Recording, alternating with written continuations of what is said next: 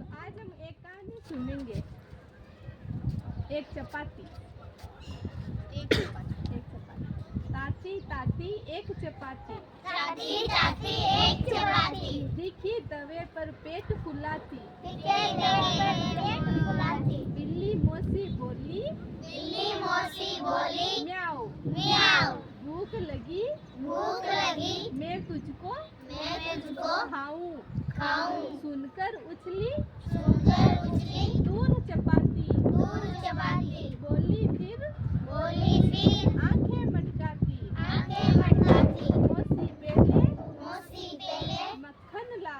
मक्खन ला। फिर चाहे मुझको खाजा। मुझको खाजा। देख चपाती के देख चपाती के खनगन।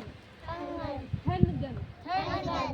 बिल्ली ले आई मक्खन। बिल्ली ले आई मक्खन। बुरा कर फिर बोली। बुरा कर फिर बोली। म्याऊ म्याऊ। अब तो मैं तुझको खा जाऊं। सुनकर उछली। दूर चपाती। बोली फिर। आंखें मटकाती। हा हा पहले गुड़ तो ला।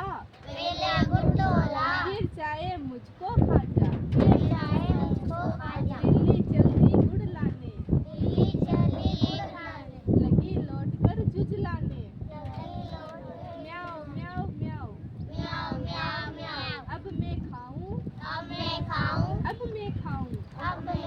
मन ही मन मैं डरी चपाती। सोचा अब तो मरी चपाती। चिढ़ कर बोली। खा नकटी। बिल्ली गुस्से में